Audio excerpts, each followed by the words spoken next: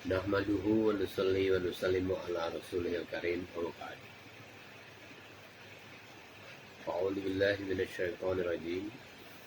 Bismillahirrahmanirrahim.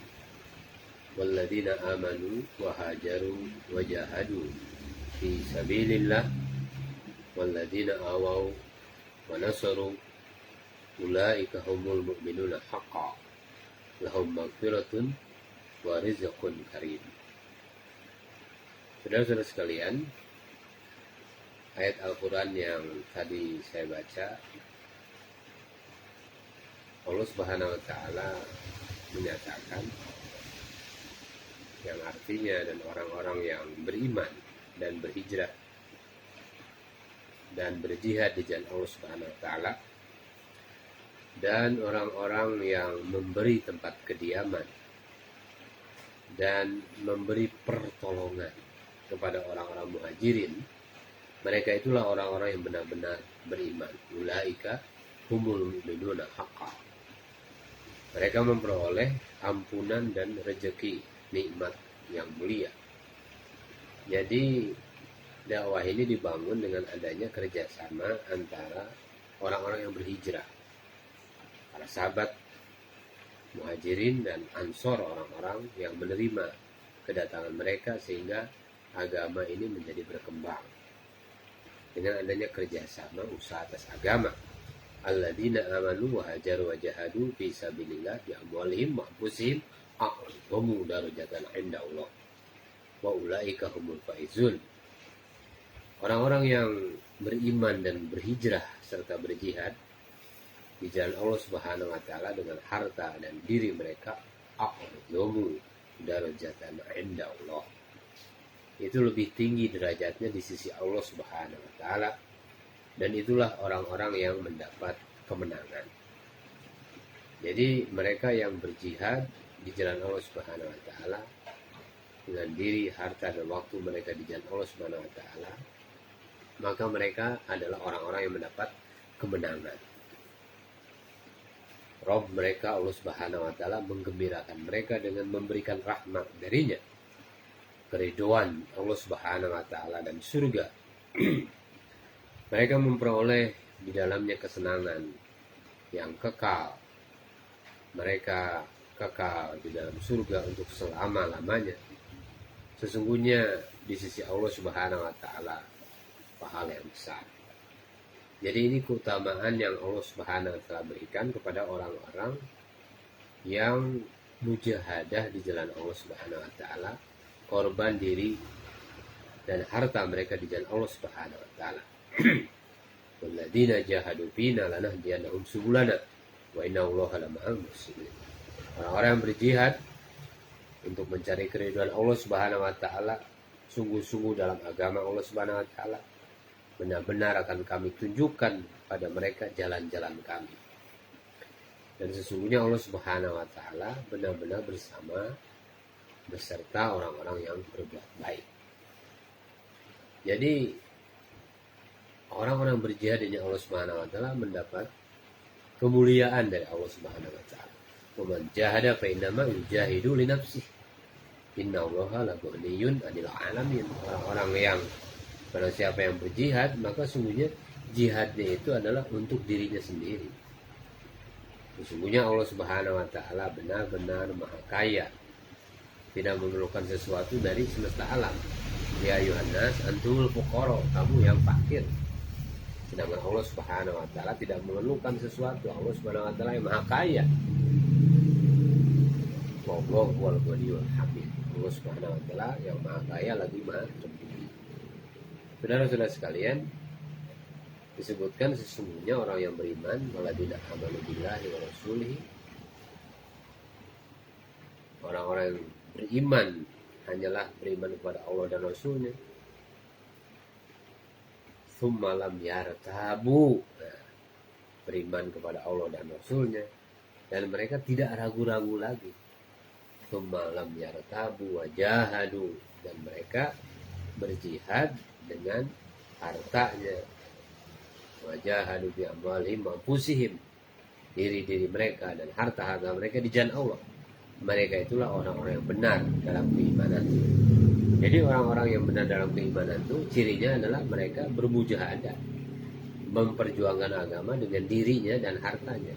Ya ayyuhalladzina amanu hal adullukum ala tijaratin tunjikum min adzabin alim. Tu'minuna billahi wa rasulihi wa tujahiduna fi sabilillah bi amwalikum wa anfusikum. Dzalikum khairul lakum in kuntum ta'lamun. Yaghfir lakum dzunubakum wa yudkhilkum jannatin tajri min tahtiha al-anhar wa masakin thayyibatan fi jannatin adn. Dzalikal fawzul adzim. Ya ayyuhalladzina amanu, wahai orang beriman, hal adullukum ala tijarah. Sukakah kamu aku tunjukkan suatu perniagaan, tijaratin tunjikum min adzabil alim, yang dapat menyelamatkan kamu dari azab yang pedih. Yaitu bagaimana? Tu'minuna billah, kamu beriman kepada Allah dan Rasulnya, dan berjihad dengan Allah Subhanahu wa Ta'ala dengan harta kamu, dengan jiwa kamu. Dzalikum khairul lakum, itulah yang lebih baik bagi kamu jika kamu mengetahui. Niscaya Allah Subhanahu wa Ta'ala yaghfir lakum dzunubakum, Allah Subhanahu wa Ta'ala akan mengampuni dosa-dosa kamu. Wa yudkhilkum jannatin tajri min tahtiha al-anhar, dan memasukkan kamu ke dalam surga yang mengalir di bawahnya sungai-sungai, dan memasukkan kamu ke tempat tinggal yang baik di dalam surga Aden. Itulah keberuntungan yang besar. Saudara-saudara sekalian, jadi ini satu perniagaan yang tidak merugi, yaitu apa? Berjuang di dalam menegakkan agama Allah Subhanahu wa Ta'ala. Berjuang, bermujahadah di jalan Allah Subhanahu wa Ta'ala. Maka tinggal pilihan kita, apakah kita mau pilih dunia selain Allah atau berjuang. Qul in kana abaukum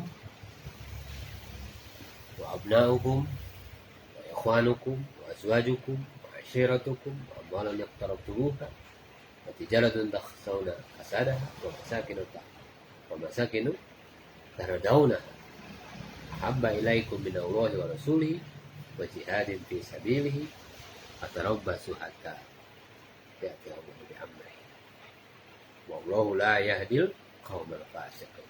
Qul in kana abaukum. Jadi tinggal pilihan kita sekarang ini. Apakah kita mau mementingkan bapak-bapak, mementingkan anak-anak, atau mementingkan jihad fisabilillah? Jika anak-anak kamu, bapak-bapak kamu, anak-anak kamu, wa ikhwanukum, saudara-saudara kamu, wa azwajukum, istri-istri kamu, wa ashiratukum, kaum keluarga kamu, wa amwalun iqtarabtumuha, harta kekayaan yang kamu usahakan, perniagaan yang kamu khawatirkan kerugiannya. Nah, sekarang yang menghalangi jihad, perniagaan yang kita khawatirkan kerugian, dan rumah-rumah yang tempat tinggal yang kamu sukai. Kalau saya pergi, bagaimana rumah saya? Di rumah saya nggak ada siapa. Lebih kamu cintai daripada Allah dan Rasulnya, dan daripada jihad di jalan Allah Subhanahu wa Ta'ala. Fatarabbasu hatta ya'ti Allahu bi amri. Maka tunggulah sampai Allah Subhanahu wa Ta'ala mendatangkan keputusannya. Dan Allah Subhanahu wa Ta'ala tidak memberi petunjuk, la yahdil qaumal fasiqin, tidak memberikan petunjuk kepada orang-orang yang fasik. Jadi kita diperintahkan oleh Allah Subhanahu wa Ta'ala untuk mengorbankan diri kita, harta kita di jalan Allah Subhanahu wa Ta'ala. Wa anfiqu fi sabilillah wa la tulqu bi aydikum ila tahluka wa asinu innallaha yuhibbul muhsinin. Jadi belanjakan, disuruh oleh Allah Subhanahu wa Ta'ala kita melanjakan harta kita di jalan Allah. Wala tulqu bi aydikum ila tahluka, dan jangan kamu menjatuhkan diri kamu sendiri ke dalam kebinasaan.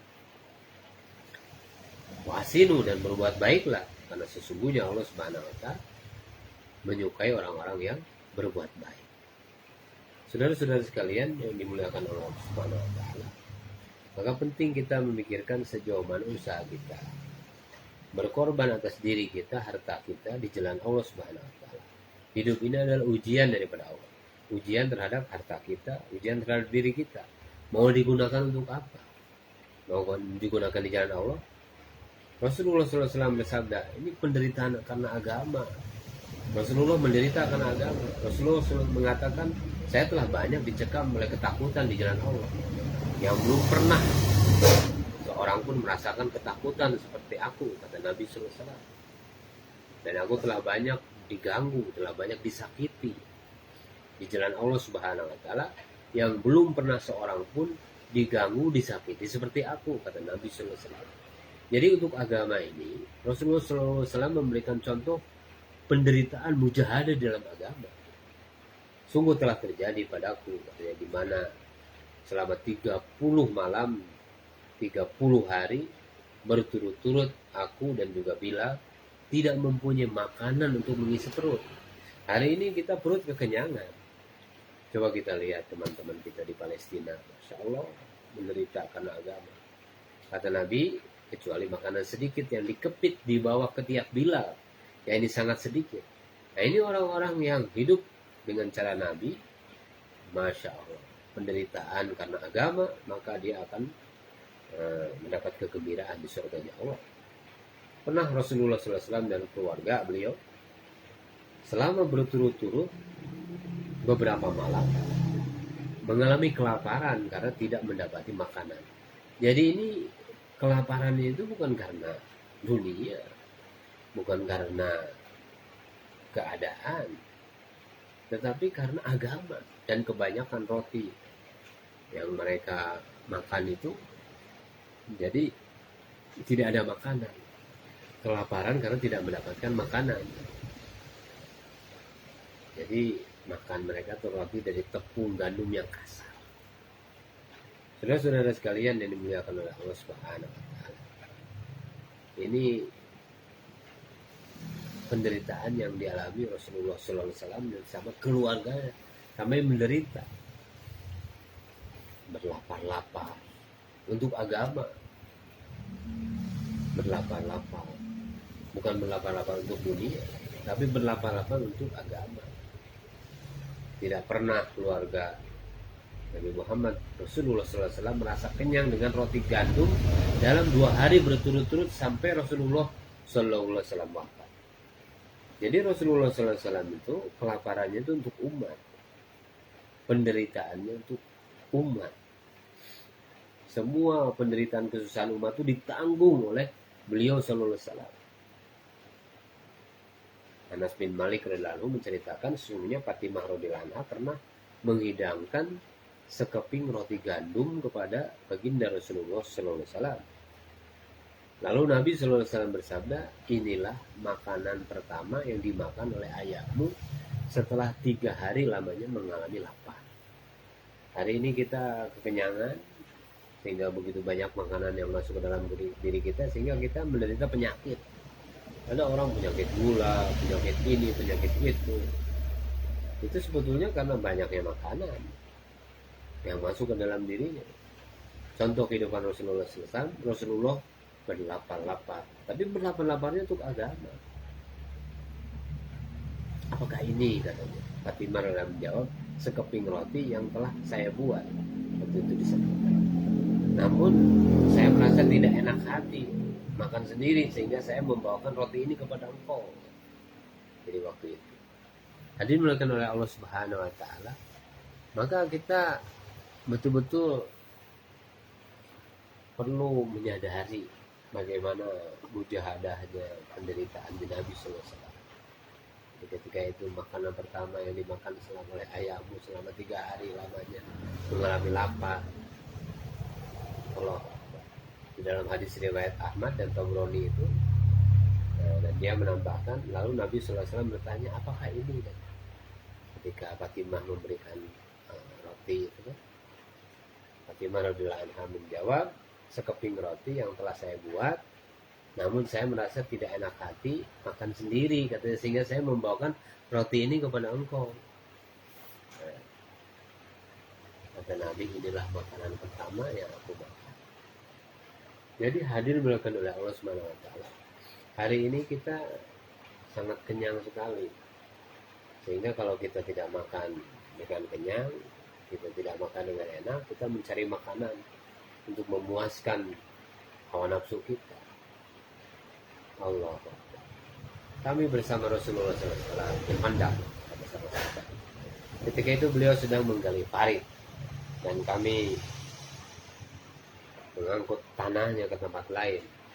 Beliau melihat, memperhatikan keadaan kami, lalu bersabda, "Ya Allah, tidak ada kehidupan kecuali kehidupan akhirat. Inna Aisyah aisyul akhir. Karena itu ampunilah orang-orang Ansor dan Muhajirin, kata baginda Rasulullah Sallallahu Alaihi Wasallam. Saudara-saudara sekalian dimuliakan Allah Subhanahu Wa Taala, dan keadaan lapar, Nabi mendoakan para sahabat, ya Allah ampunilah dosa orang-orang Ansor dan Muhajirin. Tidak berdoa, ya Allah berikanlah makanan kepada orang-orang Muhajirin dan Ansor, berikanlah kecukupan urusan makanan pada Muhajirin. Tidak, tapi ampunilah Muhajirin dan Ansor. Masya Allah, Rasulullah SAW memegang kedua pundakku agar aku memperhatikan apa yang akan beliau sabdakan.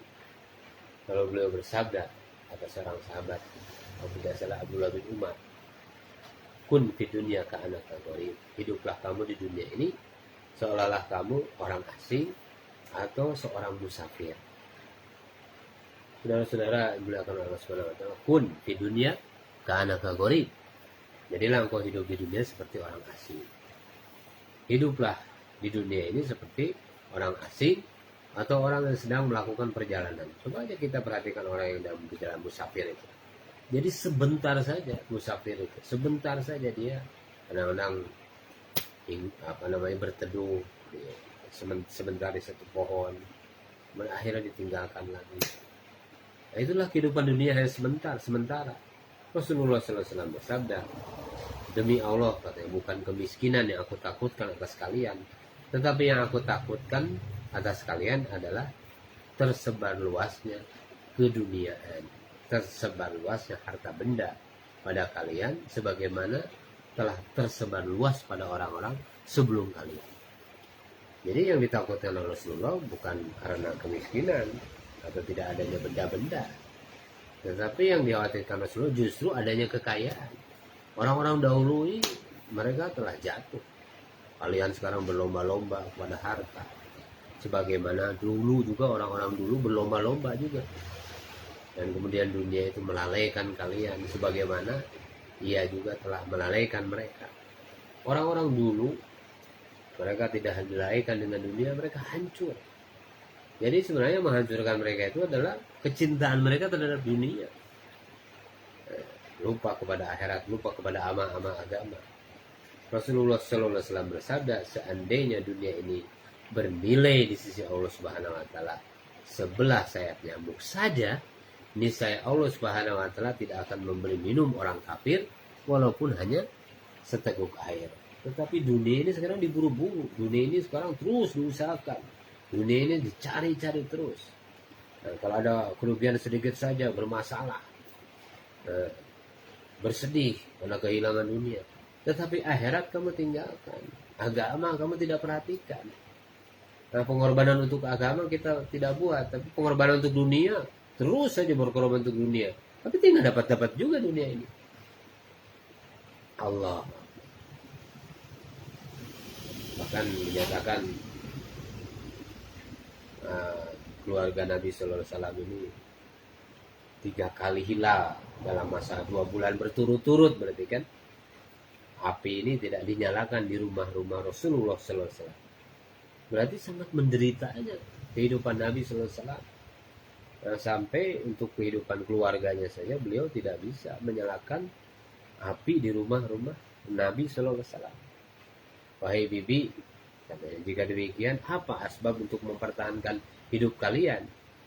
Aisyah radhiyallahu anha menjawab pertanyaan ini dipertanyakan kepada Aisyah, maka yaitu 2 benda hitam. Apa itu? Kurma dan air. Jadi dengan kurma dan air ikut, benda hitam itu mungkin karena waktu itu gelap. Jadi ya itu yang kelihatan, yang kurma yang hitam itu, dan Masya Allah, dan air itu. Allah.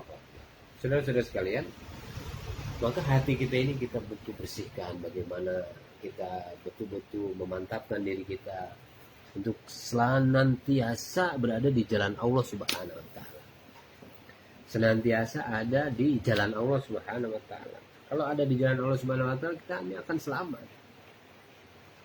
Tidaklah bercampur pada hati seorang muslim debu-debu ketika berada di jalan Allah, kecuali Allah Subhanahu Wa Taala pasti akan mengharamkan atasnya api neraka. Para sahabat ini meyakini bahwa di jalan Allah ini adalah kesuksesan, sehingga mereka yang dicari itu bagaimana berdebu di jalan Allah Subhanahu Wa Taala.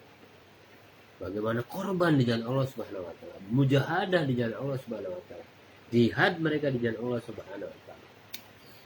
Debu-debu yang menempel pada kaki orang yang keluar di jalan Allah, barang siapa yang kedua kakinya berdebu ketika berada di jalan Allah Subhanahu wa taala, maka Allah Subhanahu wa taala akan mengharamkan kedua kakinya disentuh api neraka. Mereka yang berjuang, berperang melawan orang-orang kafir sehingga kakinya berdebu di jalan Allah Subhanahu wa taala, maka diharamkan kedua kakinya disentuh oleh api neraka. Allah. Ini yang dicari oleh sahabat radhiyallahu anhum adalah bagaimana mereka berdebu di jalan Allah Subhanahu wa taala. Bagaimana mereka mujahadah di jalan Allah Subhanahu wa taala. Tidak akan pernah menyatu debu-debu di jalan Allah dan asap api neraka. Jadi tidak akan pernah menyatu dalam rongga perut seseorang selama-lamanya. Dan tidak akan pernah menyatu antara bakhil dan iman dalam hati seorang muslim selama-lamanya. Kalau orang bakhil berarti dia tidak beriman. Kalau ada iman maka dia tidak akan bakhil, maka tidak akan bersatu selama-lamanya. Sama seperti tadi itu, antara debu orang yang keluar dari Allah dengan asap api neraka, tidak akan pernah bersatu. Saudara-saudara sekalian yang dimuliakan Allah Subhanahu wa taala, sekali lagi Nabi sallallahu alaihi wasallam mengatakan tidak akan menyatu debu-debu di jalan Allah dan asap api neraka jahanam di dalam kedua lubang hidung seorang muslim selama-lamanya. Nah, berarti kalau dia berdebu di jalan Allah Subhanahu wa taala, maka dia tidak akan pernah ke dalam kedua lubang hidungnya, dia tidak akan merasakan asap api neraka. Mau merasakan asap api neraka atau berdebu di jalan Allah? Nah, kalau orang yang meninggalkan pengorbanan atas agama, dia hanya sibuk saja dengan dunia, meninggalkan urusan agama, maka dia nanti akan lalai sehingga kehidupannya jadi menderita. Seseorang yang terkena mukanya karena debu di jalan Allah, maka pastilah Allah Subhanahu wa taala akan menyelamatkan mukanya pada hari kiamat. Jadi muka kita ini kalau kena debu di jalan Allah Subhanahu wa taala, akan Allah Subhanahu wa taala selamatkan kita pada hari kiamat. Dan dia adalah seseorang yang kedua kakinya terkena debu di jalan Allah, kecuali pastilah Allah Subhanahu wa taala akan menyelamatkan kedua kakinya dari api neraka pada hari kiamat. Jadi saudara-saudara yang dimuliakan Allah Subhanahu wa taala, yang dicari oleh sahabat radhiyallahu anhum bagaimana di jalan Allah Subhanahu wa taala. Karena di jalan Allah Subhanahu wa taala ini luar biasa. Allah Subhanahu wa taala ampuni dosa. Allah Subhanahu wa taala tinggikan derajat. Ya. Satu hari di jalan Allah ini lebih baik daripada 1000 hari selain di jalan Allah Subhanahu wa taala. Jadi orang-orang yang berjuang di jalan Allah, satu harinya saja ini lebih baik daripada 1000 hari selain di jalan Allah Subhanahu wa taala. 1000 hari itu masya Allah berapa? Maka satu harinya itu dibandingkan dengan 1000 hari, satu harinya orang di jalan Allah Subhanahu wa taala lebih baik daripada 1000 hari selain di jalan Allah Subhanahu wa taala. Maka dinyatakan dalam hadis yang lain, "Ghadbatul orahatun fi sabilillah khairum minad dunya wa ma fiha." Sepagi atau sepetang di jalan Allah Subhanahu wa taala lebih baik daripada dunia dan seluruh isinya. Saudara-saudara sekalian yang dimuliakan Allah Subhanahu wa taala, kalau kita berangkat keluar di jalan Allah Subhanahu wa taala, berjuang di jalan Allah Subhanahu wa taala, berjuang dalam dakwah, berjuang berjihad di jalan Allah Subhanahu wa taala. Barang siapa yang berangkat sepetang di jalan Allah, maka pada hari kiamat ia akan mendapat satu misk, yaitu minyak kasturi sebanyak debu-debu yang mengenai tubuhnya. Masya Allah. Jadi ini penting saudara-saudara sekalian, bagaimana Allah Subhanahu wa taala muliakan orang-orang yang keluar di jalan Allah Subhanahu wa taala.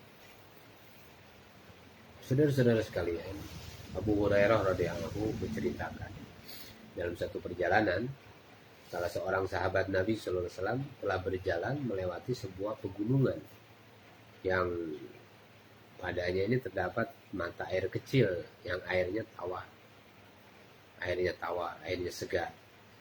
Keindahan mata air pegunungan itu amat mengagumkannya, sehingga ia berkata kepada dirinya, alangkah bagusnya, katanya, seandainya aku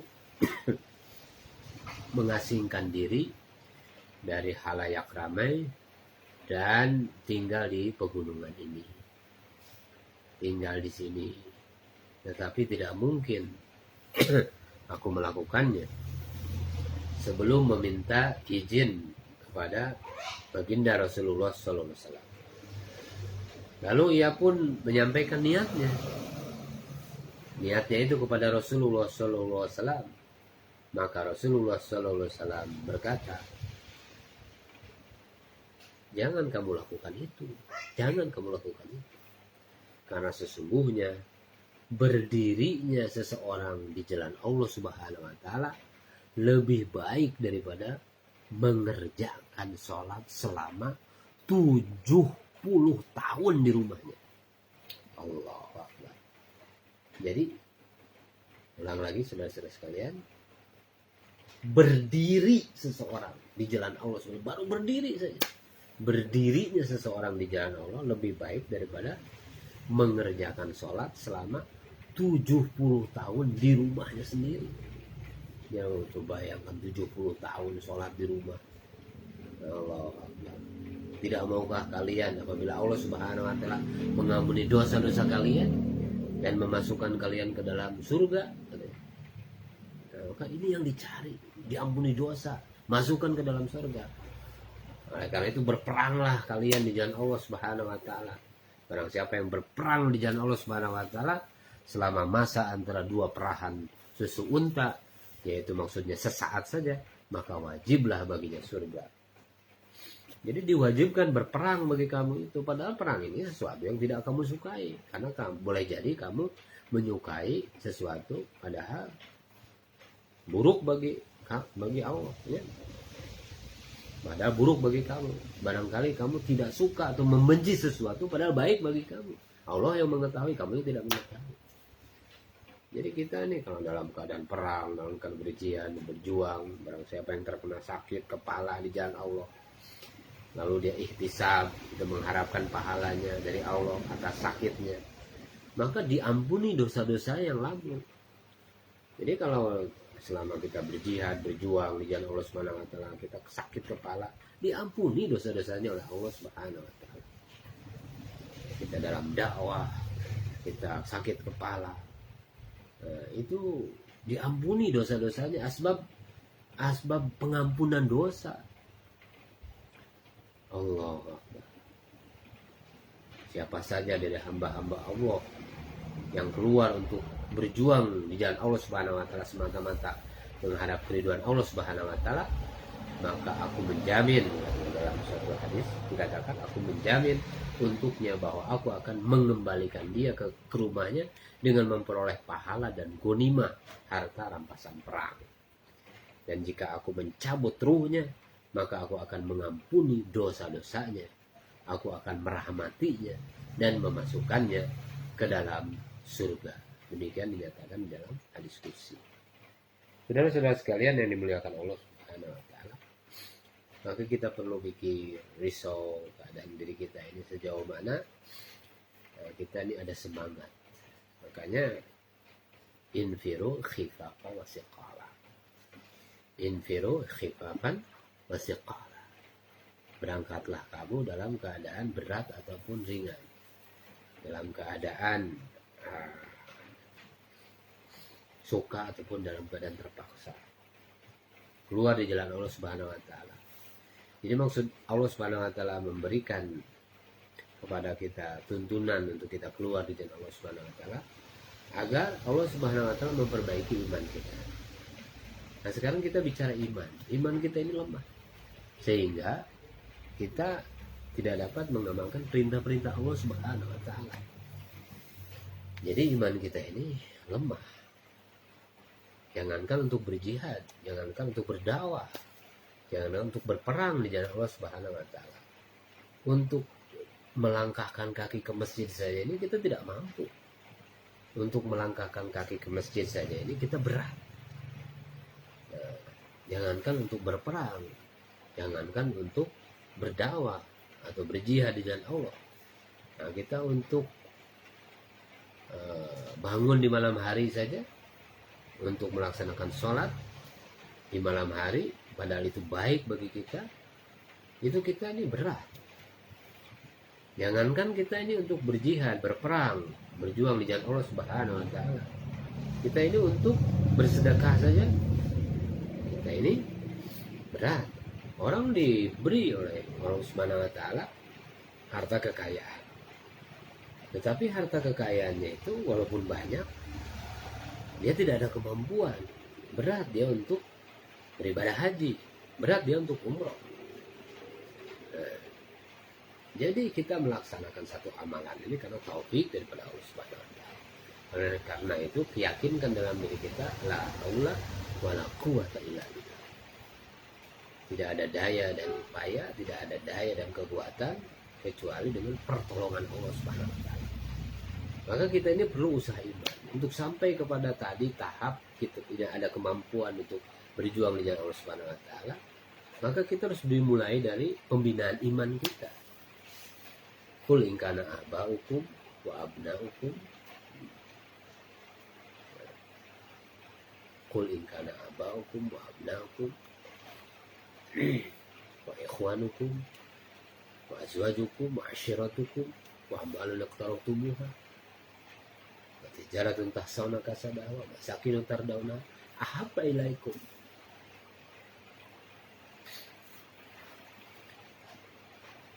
Jadi hari ini yang terjadi adalah di mana orang-orang ini lebih mementingkan kepada selain daripada Allah dan Rasulnya dan selain jihad di jalan Allah Subhanahu wa taala.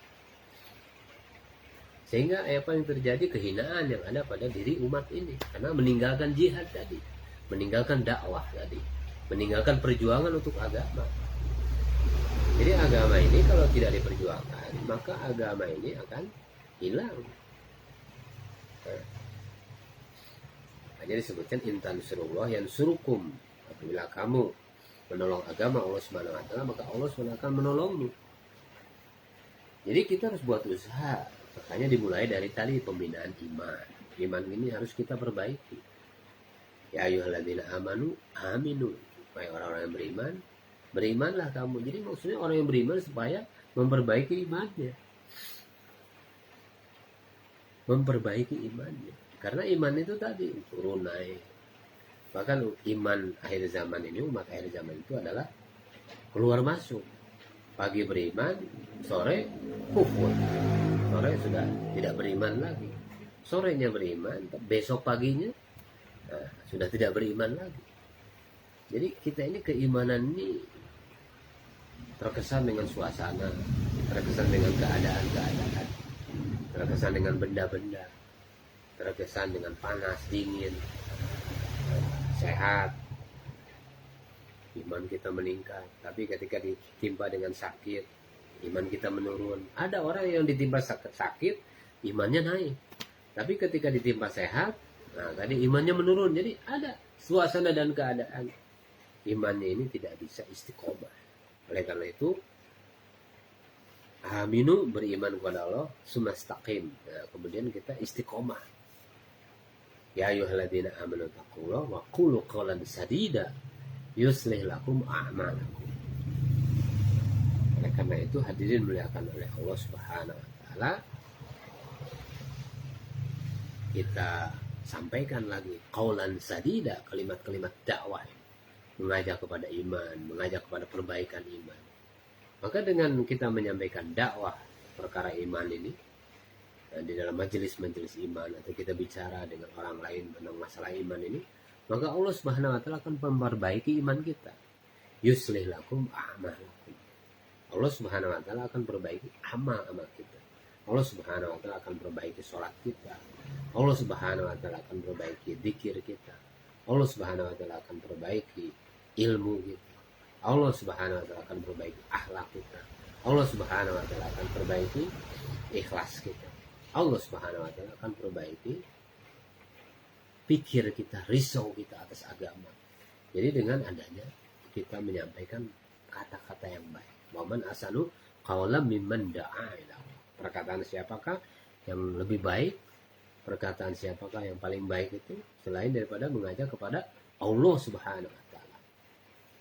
Jadi ini keyakinan kita ini harus diperbaiki. Sebab kalau keyakinan kita rusak, setiap amal akan diterima oleh Allah Subhanahu wa taala apabila didasari atas iman. Apa itu iman?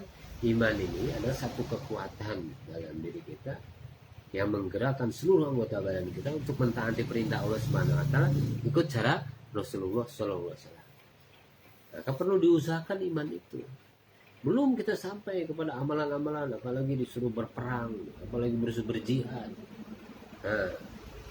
apalagi disuruh dakwah. Disuruh dakwah saja kita tidak mampu.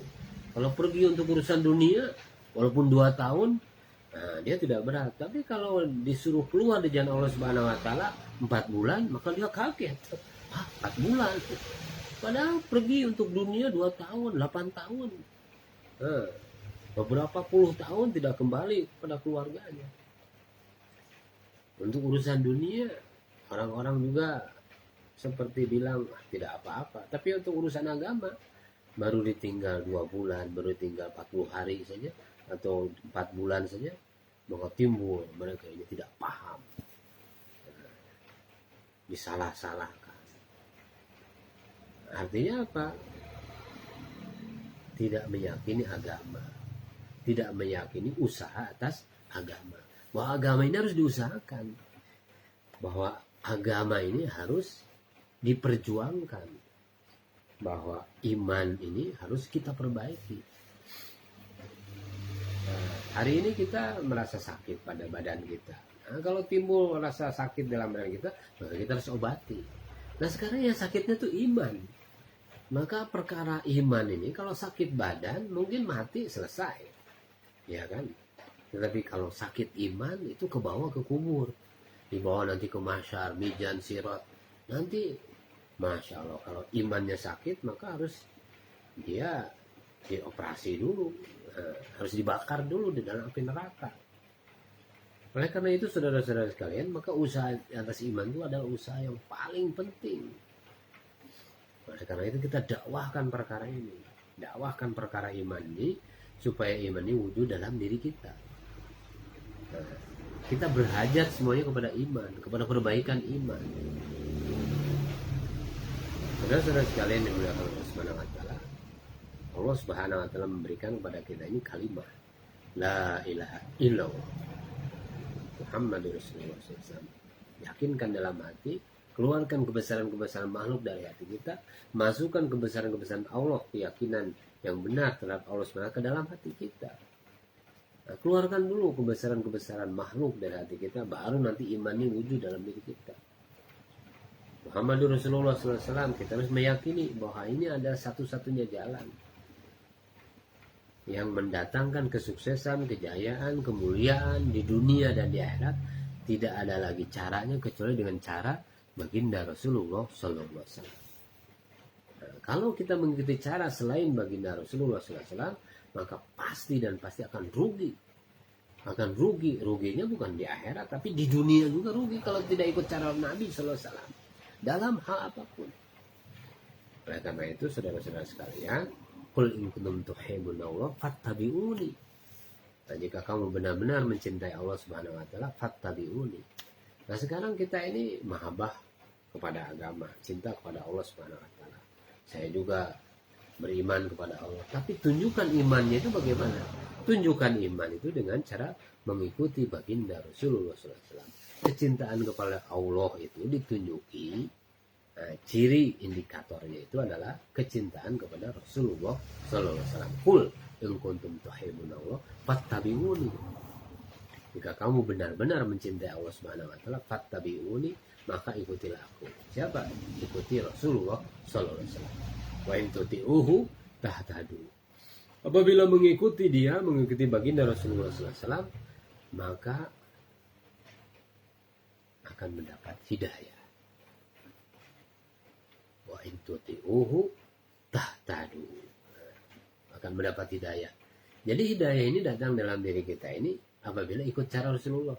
Saya juga udah dapat hidayah.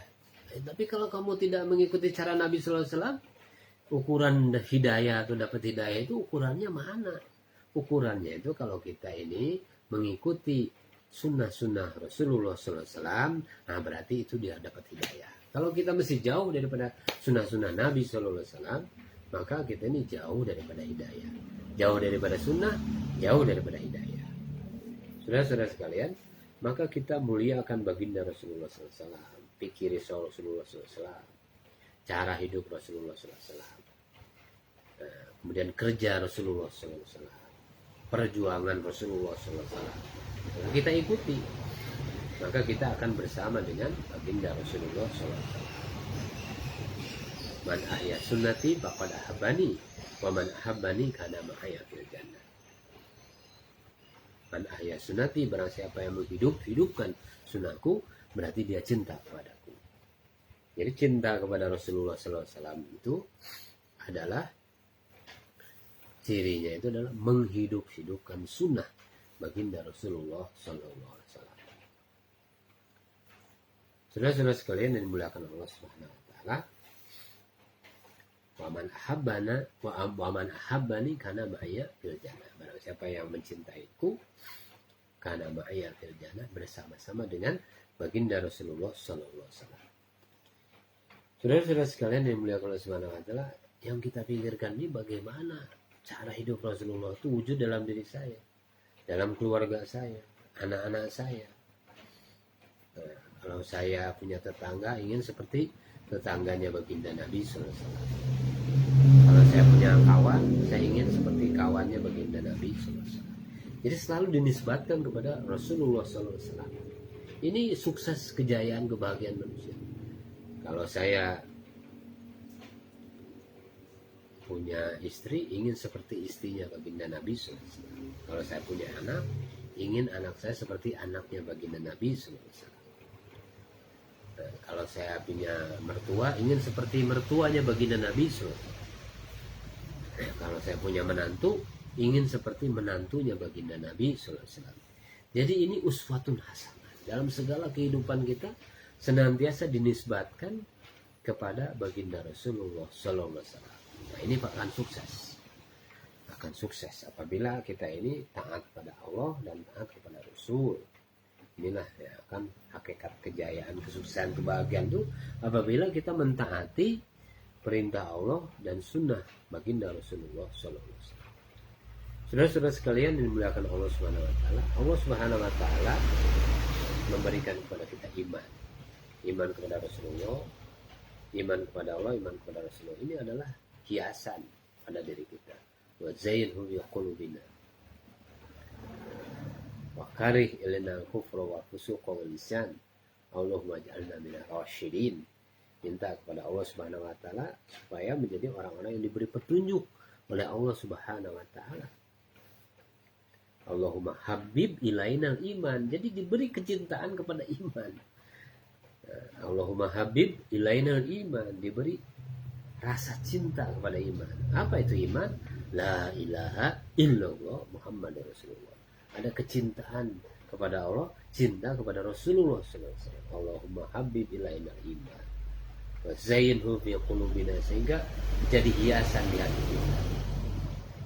Nah, kalau ada iman di dalam hati kita, maka wa karih ilainal kufra wal fusuqa wal isyan, maka akan diberi dengan asbab iman dalam hati kita ini akan benci kepada kemaksiatan, benci kepada kekafiran, benci kepada kefasikan, benci kepada dosa dan kemaksiatan.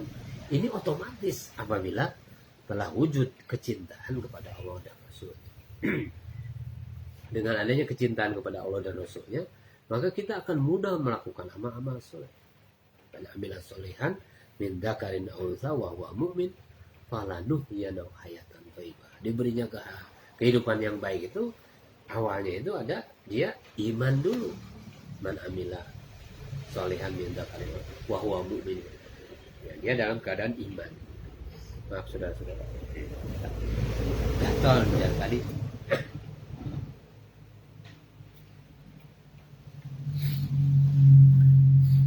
Jadi ada adanya iman dulu. Nah, kemudian dia beramal soleh. Siapapun, laki-laki ataupun wanita, maka Allah Subhanahu wa taala berikan nanti natijahnya itu falanuhyanahu hayatan thayyibah. Allah Subhanahu wa taala akan berikan kepada dia kehidupan yang baik. Sehingga hadirin Allah Subhanahu wa taala dia akan mudah untuk melakukan amal karena kecintaan tadi itu. Kenikmatannya terhadap amal tadi. Bagaimana akan muncul nikmat sholat itu kalau tidak ada nikmat dulu dalam iman dan kecintaan kepada Rasulullah SAW, cinta kepada Allah, cinta kepada Rasulullah, sehingga dia dalam berbuat amal itu nikmat. Sehingga para sahabat radhiyallahu anhum ketika sholat itu merasakan kenikmatan, berlama-lama di dalam sholat. Kalau ada sesuatu yang mengganggu dalam sholatnya, maka dia akan korbankan perkara itu demi untuk agar sholatnya itu tidak terganggu. Hadirin Allah Subhanahu wa taala, kebun itu demikian luas. Nah, dengan segala kenikmatan yang dipandang mata dengan kebunnya itu, maka ini menyebabkan seorang sahabat ini takut sholatnya rusak gara-gara kebun. Maka akhirnya dikorbankan kebunnya. Demi apa? Agar sholatnya ini tidak terganggu. Jangan sampai kehusuan sholat itu hilang gara-gara kebun. Hadirin dimuliakan oleh Allah Subhanahu wa taala, kita ini sekarang berusaha kerja di kebun terus-terusan.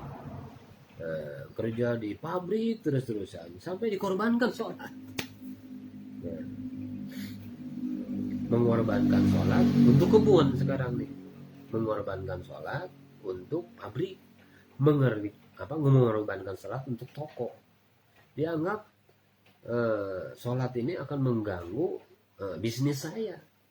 Dianggap sholat ini akan mengganggu kebun saya. Dianggap sholat ini akan mengganggu pertanian saya. Nah, kalau dulu sahabat radhiyallahu anhum mereka tuh orang pedagang juga. Tetapi ketika waktunya sholat tiba, maka tutup itu tokonya, mereka segera bergegas.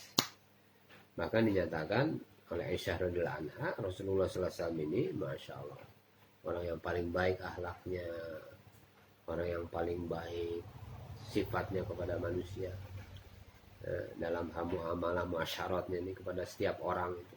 Tetapi ketika adzan dikumandangkan itu, maka dia ini sudah lupa segalanya. Dia segera bergegas untuk memenuhi panggilan Allah Subhanahu wa taala, segera bergegas sholat. Jadi sholat ini masya Allah paling tinggi, sholat ini.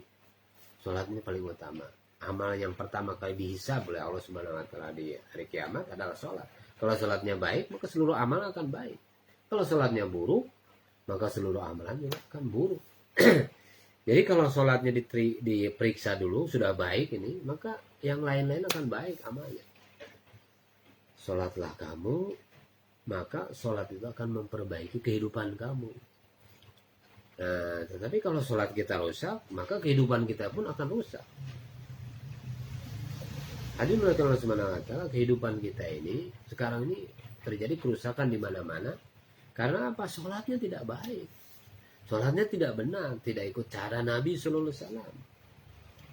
Oleh karena itu hadirin oleh Allah Subhanahu wa taala, maka kita perhatikan rukunya, sujudnya.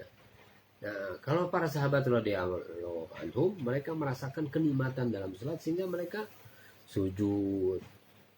Malam ini akan saya gunakan untuk sujud. Malam ini akan saya gunakan untuk ruku. Jadi nikmat di dalam ruku, nikmat di dalam sujud, nikmat dalam bacaan-bacaan sholat. Rasulullah SAW menikmati. Jadi sholat itu dinikmati. Sholat ini adalah kunci untuk membuka khazanahnya Allah Subhanahu wa taala. Hari ini kita tidak paham.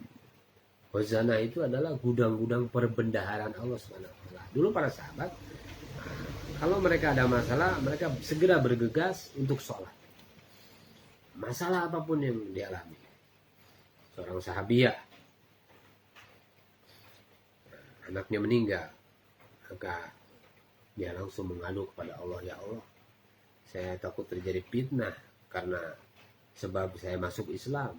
Bagaimana nanti orang-orang akan mengatakan kepada saya, kamu ini karena masuk Islam, akhirnya anak kamu tidak tidak dilayani dengan baik, tidak diurus dengan baik, akhirnya anak kamu mati. Nah ini ya Allah, jangan sampai timbul fitnah seperti ini. Oleh karena itu, hidupkanlah sebagaimana Engkau telah menghidupkan orang mati. Maka hidupkanlah anak kami ya Allah. Anakku hidupkan ya Allah. Maka ini anak itu hidup lagi hadirin. Setelah dia sholat. Jadi sholat mereka ini datang pertolongan Allah Subhanahu wa Ta'ala dengan sebab sholat. Sebentar.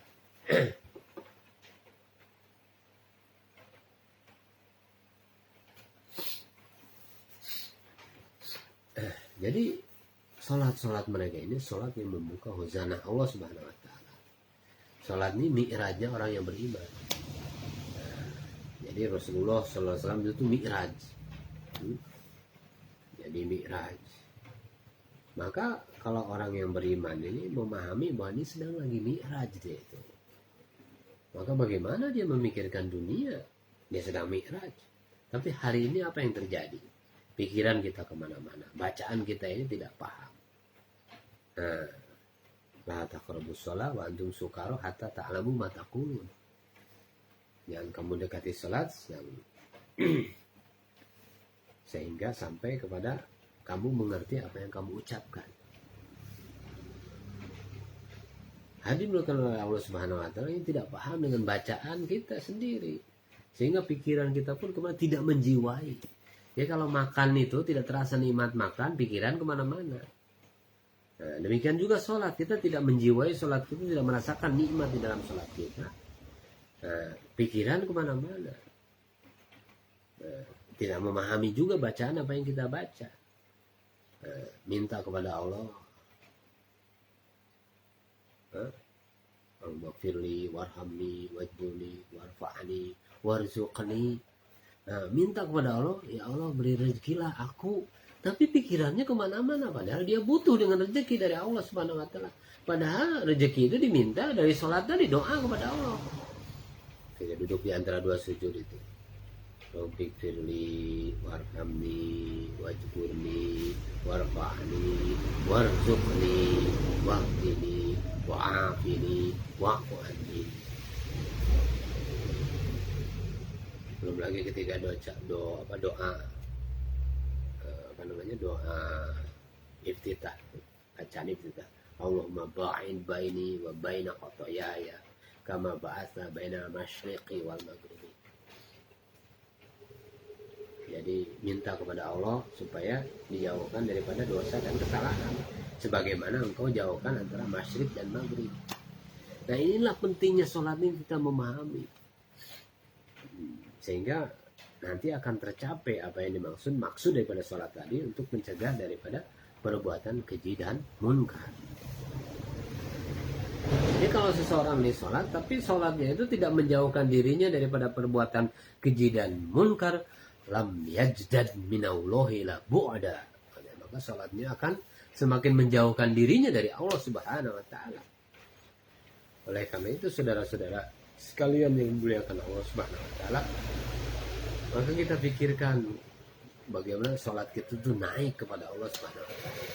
Banyak orang-orang yang sholatnya ini sekarang ini tidak diterima nanti pada saat di akhirat itu, di hari kiamat itu sholat-sholat itu tidak naik, tidak diterima oleh Allah Subhanahu wa Ta'ala.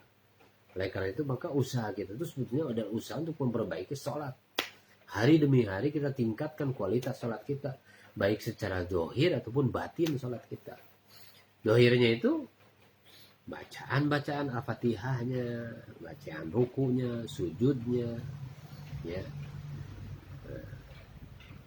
Ini secara dohirnya kan, baik itu merenggangkan tangan ketika ruku, ya. Kemudian merapatkan tangan ketika sujud, ya. Itu sampai gerakan-gerakan secara dohir dan batin itu kita perhatikan. Nah, belum lagi batinnya. Jadi ihsan masukkan dalam diri, seolah-olah kita dilihat oleh Allah Subhanahu wa Ta'ala. Jadi Allah Subhanahu wa Ta'ala melihat saya, Allah Subhanahu wa Ta'ala melihat saya, Allah Subhanahu wa Ta'ala melihat saya. Nah, ini mesti kita ulang-ulang lagi supaya khusyuan dalam sholat ini wujud dalam diri kita. Jadi seseorang itu di dalam sholat ini apabila selesai melaksanakan sholat itu, dia ini mendapat 1/10, 1/9, 1/8, 1/7, 1/6, 1/5, 1/4, ya, 1/3, setengahnya. Itu pahalanya itu dia dapat setelah selesai sholat itu ada seperti itu. Ya tergantung kehusuannya seseorang itu. Dia dapat pahala cuma 1/9, cuma dapat pahala cuma 1/10 daripada sholatnya. Nah, oleh karena itu pentingnya kita melaksanakan sholat ikut sunnah Nabi SAW dengan berjamaah. Kalau berjamaah itu kan kita semuanya 27 derajat. Nah, jadi dengan berjamaah ini itu datang keberkahan rahmat daripada Allah Subhanahu Wa Taala. Nah, kalau kita sholat sendirian itu nggak ada jaminan, kadang-kadang kita pikiran kemana-mana. Nah, belum lagi bacaannya diperiksa satu-satu. Ya. Jadi hadir dimuliakan oleh Subhanahu Wa Taala, maka kita perbaiki sholat, tingkatkan kualitas sholat, zahir dan batin sholat, dan kita penting juga memohon kepada Allah Subhanahu Wa Taala agar Allah Subhanahu Wa Taala memberikan kepada kita hakikat sholat. Oleh karena itu dakwahkan lagi pentingnya perkara sholat ini kepada setiap orang. Nah, kita dakwahkan sholat itu bukan karena mengajak orang lain sholat, bukan, tapi kita dakwahkan perkara sholat supaya hakikat sholat ini wujud dalam diri saya. Kita dakwahkan sholat bukan karena orang lain tidak sholat. Nah, tapi kita dakwahkan sholat supaya hakikat sholat ini masuk dalam diri saya. Nah, jadi dakwahkan sholat. Menangis kepada Allah Subhanahu Wa Taala agar Allah Subhanahu Wa Taala memberikan kepada kita hakikat sholat. Jadi kita ini perlu menangis kepada Allah. Sholat saya demikian. Bagaimana kalau sholat ini saya tidak diterima? Bagaimana kalau sholat ini tidak diterima? Ya seperti kain buruk yang dilemparkan. Seburuk-buruknya pencuri adalah yang mencuri dalam sholatnya. Apa yang dimaksud dengan mencuri dalam sholatnya? Ya dia tidak tawadhu, tidak menyempurnakan rukunya. Nah, itu mencuri di dalam sholat. Tidak menyempurnakan sujudnya, tidak menyempurnakan qiyamnya. Nah, tidak menyempurnakan sujud, tidak menyempurnakan ruku, tidak menyempurnakan riyah, qiyam, tidak menyempurnakan bacaan-bacaannya. Allahu Akbar. Jadi kita mesti usaha terus dan kita perlu sampaikan perkara ini supaya Allah Subhanahu Wa Taala perbaiki sholat kita. Oleh karena itu pentingnya kita belajar ilmu. Kita datang kepada para alim ulama, kita tanya mana apa yang harus dikerjakan, apa yang sebaiknya kita tinggalkan, mana yang halal, mana yang haram. Ini bukan hanya untuk sholat, tapi nanti dalam masalah haji, umroh, dalam sedekah, dalam zakat, belum lagi sholat-sholat sunat, belum lagi dalam amalan-amalan dzikir, doa. Itu kita tanya kepada alim ulama agar kita ini dapat jalan. Jadi ilmu ini seperti jalan. Barang siapa yang memudahkan langkah kakinya menuju majelis ilmu, maka Allah Subhanahu Wa Taala akan mudahkan langkahnya menuju surganya Allah Subhanahu Wa Taala. Jadi dengan ilmu ini Allah Subhanahu Wa Taala beri keberkahan hidup kita. Orang yang berilmu ini, masya Allah, seperti cahaya yang menerangi. Orang yang berilmu, maka kegelapan-kegelapan itu akan hilang dengan asbab ilmu tadi. Ini ilmu itu nur. Nah, nur itu cahaya, gelap itu kegelapan, zulumat itu akan hilang.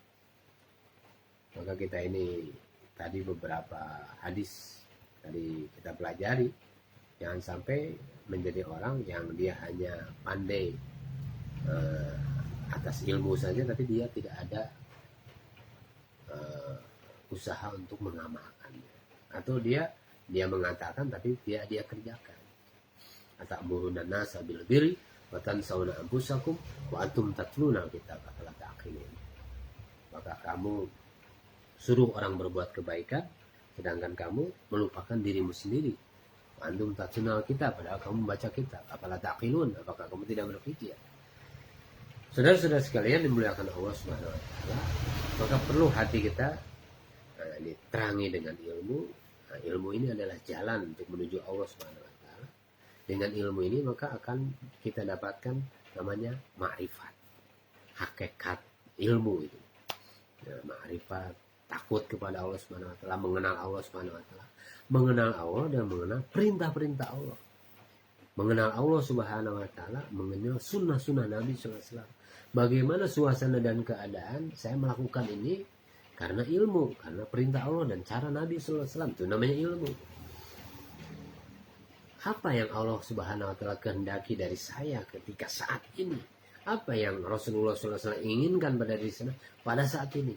Nah, berarti dia punya ilmu. Jadi basiroh, itu dalam hatinya itu. Oleh karena itu ilmu itu harus dibarengi dengan zikir kepada Allah Subhanahu wa taala. Apabila seseorang yang banyak berzikir kepada Allah Subhanahu wa taala, maka dia ini akan memiliki hati yang semakin ma'rifat juga kepada Allah Subhanahu wa taala. Ala bidzikrillah tatma'innul qulub. Dengan zikir kepada Allah Subhanahu wa taala, maka hati akan menjadi tenang, akan menjadi tentram, mengenal Allah Subhanahu wa taala. Subhanallah, alhamdulillah, la ilaha illallah, Allahu akbar.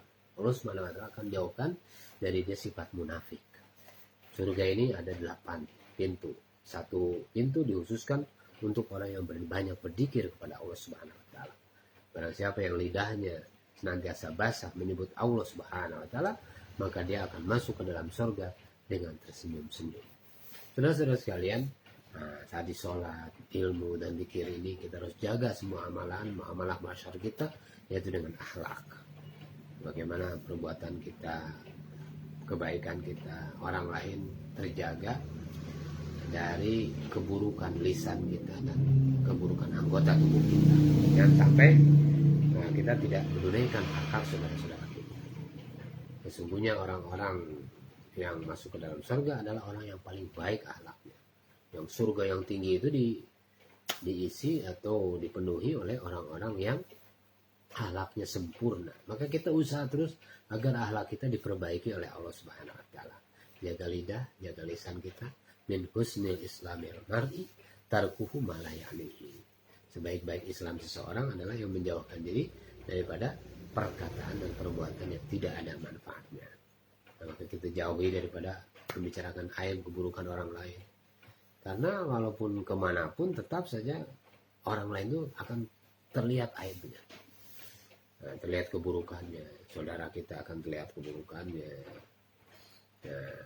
tetangga kita akan terlihat keburukannya, teman kita sendiri akan terlihat keburukannya, bahkan yang di dalam rumah sendiri kita tahu keburukan masing-masing.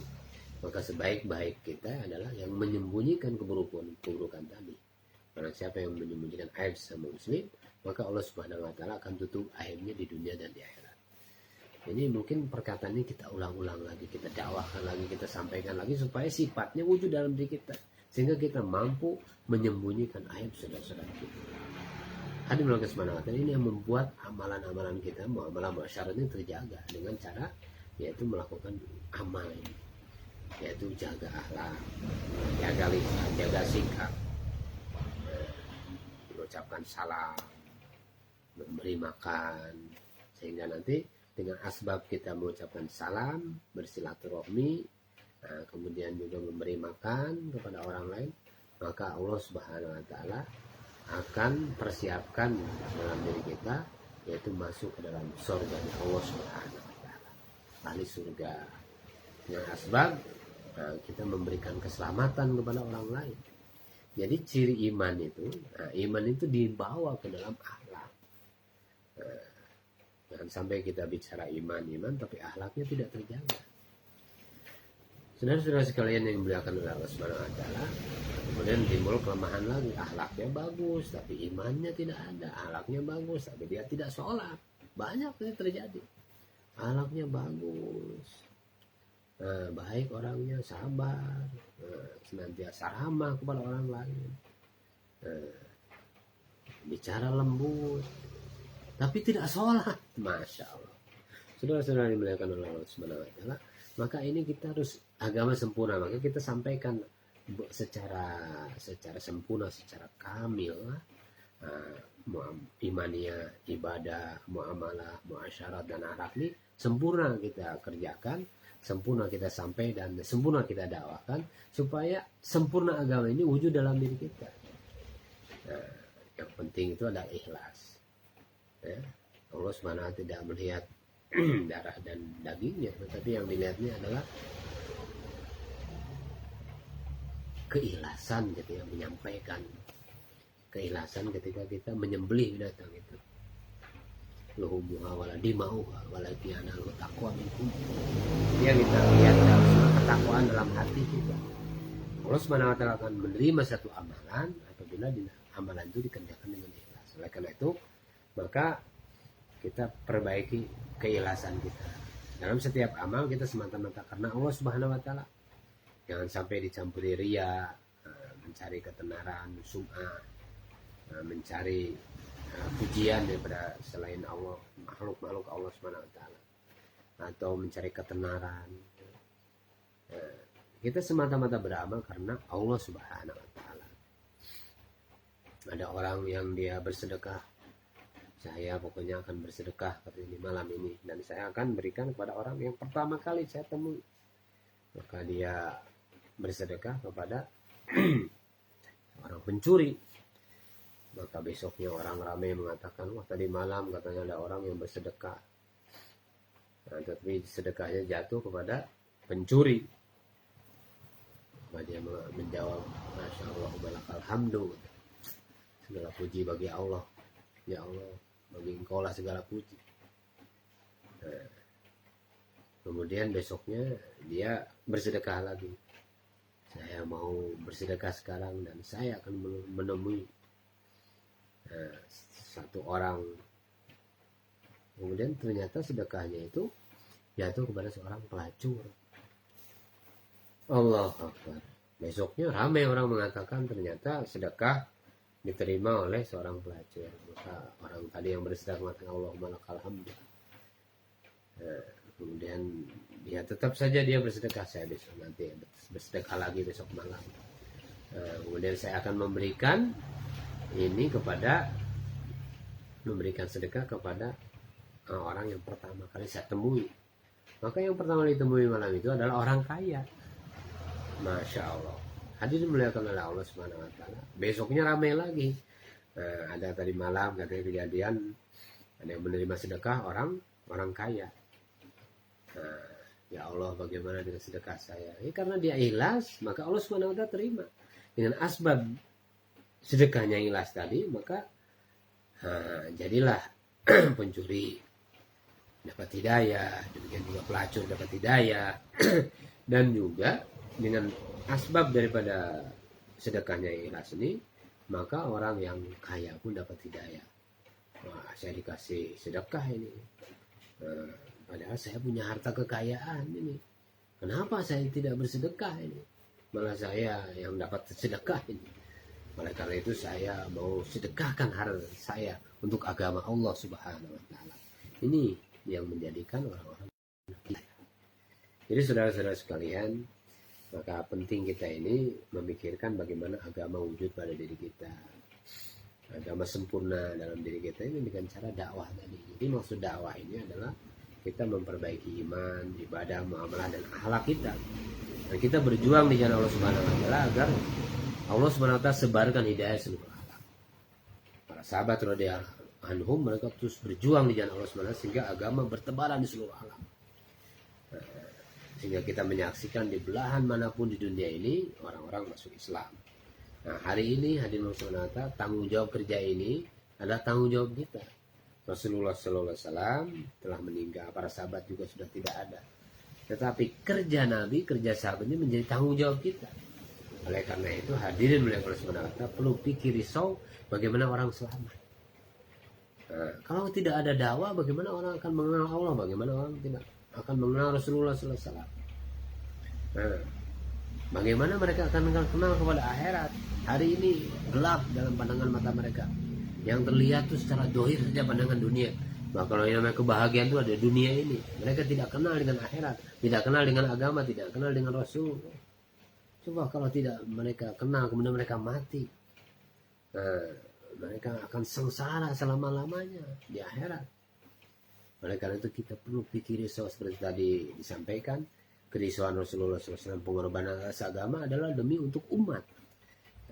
Jadi penjelasan yang lebih rinci lagi, di setback lagi saudara-saudara kepada penjelasan saya tadi dari awal, bagaimana pikirnya Rasulullah SAW, risaunya Rasulullah untuk agama, pengorbanannya Rasulullah, rela lapar, sedihnya, kegelisahannya, pengorbanannya, keluarganya, semuanya untuk dakwah, untuk agama, untuk umat. Allah Akbar. Oleh karena itu saudara-saudara sekalian, segala sesuatu ini kita perlu waktu, perlu usaha. Kalau kita ini untuk urusan dunia saja, maka kita perlu pengorbanan, perlu belajar. Karena itu supaya wujud iman sempurna dalam diri kita juga perlu meluangkan waktu, perlu belajar. Kalau kita tidak bisa membaca, tidak bisa menulis, tidak tahu ilmu, kita belajar sampai di SD saja 6 tahun kan, tanpa terasa 6 tahun. Kemudian di SMP 3 tahun, untuk menjadi dokter itu, kemudian SMA 3 tahun, kemudian kuliah 5 tahun, kemudian juga harus dia praktek lagi. Baru dia bisa lapangan menjadi dokter.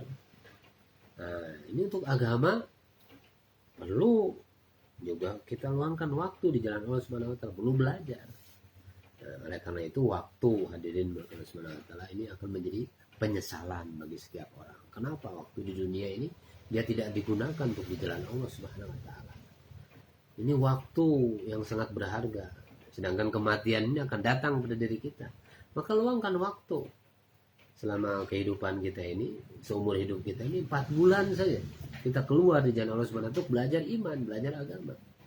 Nah sekarang bagaimana kita mau ada keinginan untuk berjuang, berperang, apalagi tentang iman kita ini tidak wujud dalam diri kita.